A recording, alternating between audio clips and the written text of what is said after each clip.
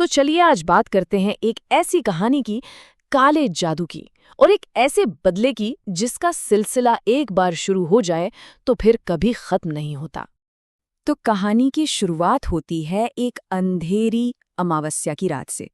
मतलब एक ऐसी रात जब आसमान में यूं समझिए चांद था ही नहीं। सब कुछ एकदम काला, सड़कें सुनसान और हवा में ना एक अजीब सी, एक भयानक खामोशी छाई हुई थी। और यही सवाल इस पूरी कहानी की जड़ है। जरा सोचिए, बदला लेने के लिए कोई किस हद तक जा सकता है? जब किसी के दिल में बेइज्जती की आग जल रही हो, तो वो इंसान क्या कुछ नहीं कर गुजरता। तो चलिए कहानी के पहले हिस्से पर आते हैं। ये कहानी है दो दोस्तों की, जिनकी दोस्ती ना एक छोटी सी मामूली सी बहस के बाद हमेशा हमेशा के लिए बदलने वाली थी। अब ये जो दो दोस्त थे ना, जतिन और रोहित, ये जमीन आसमान का फर्क था दोनों में। एक तरफ था रोहित, एक बहुत अमीर बिजनेसमैन का बेटा, घमंडी, मुंहफट, जिसे सिर्फ अपने रुतबे और अपनी इमेज की परवाह थी। और दूसरी तरफ था जतिन, एक सीधा साधा शांत लड़का जो दोस्ती को ना सबसे बढ़कर मानता था। और फिर एक दिन एक मामूली से मजाक पर बात इतनी बढ़ गई कि रोहित ने सबके सामने जतिन को कह दिया, अपनी औकात में रहकर भिखारी कहीं का। अब ये सिर्फ शब्द नहीं थे, ये एक जहर था जो जतिन के आत्मसम्मान पर सीधा जाकर लगा, एक गहरा घाव। और मामला यहीं नहीं रुका। असल मुसीबत तो तब शुरू हुई जब किसी ने इनकी लड़ाई का वीडियो बना लिया और उसे ऑनलाइन डाल दिया। अब सोचिए, जो बेइज्जती कुछ लोगों के सामने हुई थी उसे अब पूरी दुनिया देख रही थी। और बस इसी एक चीज ने जतिन के अंदर गुस्से और शर्म की एक ऐसी आग भड़का दी जो बुझने वाली नहीं थी। अब जब कोई इंसान गुस्से और बेइज्जती की आग में जल रहा हो तो वो अक्सर गलत फैसले ले लेता है। और जतिन के साथ भी कुछ ऐसा ही हुआ। उसे एक ऐसा ऑफर मिला, एक ऐसा प्रस्ताव जिसकी उसने कभी कल्पना भी नहीं की थी। एक बहुत ही भयानक प्रस्ताव। हुआ ये कि उसी रात जतिन के फोन पर एक अनजान नंबर से एक मैसेज आता है। मैसेज में लिखा था, बदला चाहते हो तो बस नाम और फोटो भेजो और काले जादू का अविश्वसनीय चमत्कार देखो। मतलब उसके सामने एक रास्ता रख दिया गया था, एक अंधेरा रास्ता जो शायद उसके हर एक आंसू और हर एक बेइज्जती का बदला ले सकता था। शुरू में तो जतिन ने सोचा, अरे ये क्या बकवास है, और मैसेज को इग्नोर कर दिया। लेकिन अगले दिन जब उसने फिर से अपना वो वायरल वीडियो देखा, लोगों के कमेंट्स पढ़े, तो उसका गुस्सा सारी हदें पार कर गया। और बस उसी गुस्से में आकर उसने रोहित की फोटो उस अनजान नंबर पर भेज दी। फोटो भेजते ही जवाब आया, काम हो जाएगा, लेकिन एक बात याद रखना, जब असर शुरू हो तो पीछे मत हटना। यह सिर्फ एक जवाब नहीं था, ये एक चेतावनी थी, एक साफ इशारा कि जतिन ने जिस खेल में कदम रखा है वहां से वापस लौटने का कोई रास्ता नहीं है।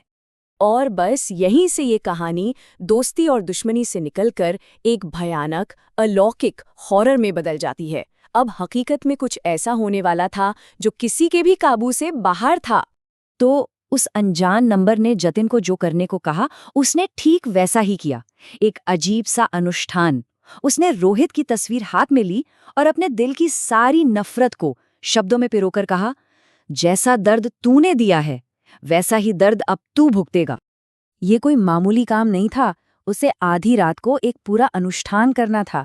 पहले तो फोटो को एक काले कपड़े में लपेटना था, फिर उसे एक नारियल के साथ रखना था, उसके पास एक दीपक जलाना था और फिर इस सब को ले जाकर एक चौराहे पर छोड़ाना था।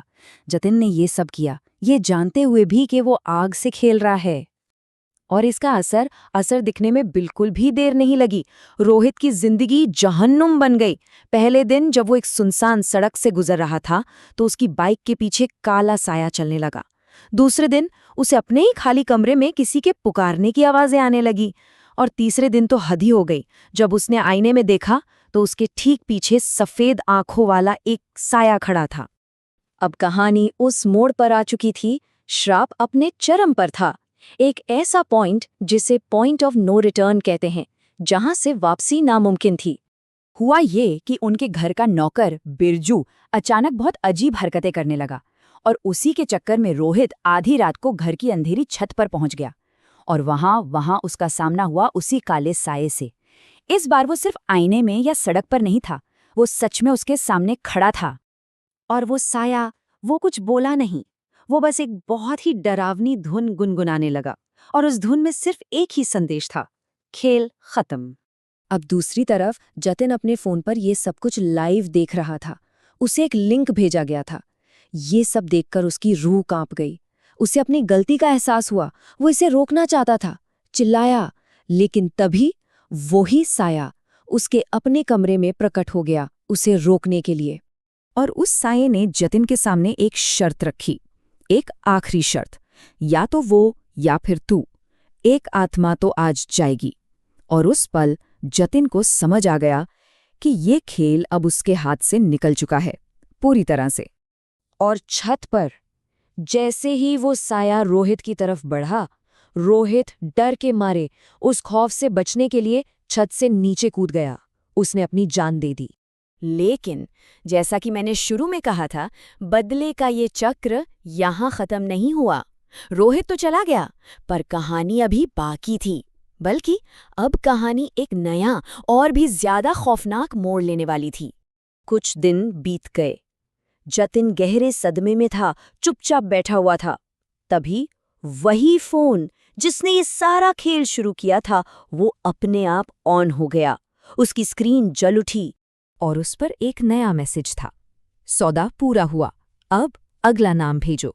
तब जतिन को समझ आया कि ये सौदा सिर्फ एक बार का नहीं था, ये एक अंतहीन सिलसिला था, एक चक्र जिसे उसने खुद शुरू किया था।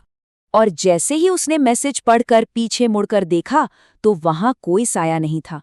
वहां रोहित खड़ा था, रोहित का भूत, उसकी बदला लेने वाली आत्मा, जो अब अपना खेल खत्म करने आई थी। तो आखिर में बस एक ही सवाल बचता है, जब आप अंधेरे और परछाइयों के साथ खेलते हैं तो क्या लगाम वाकई आपके हाथ में होती है, या आप खुद ही एक कठपुतली बन जाते हैं?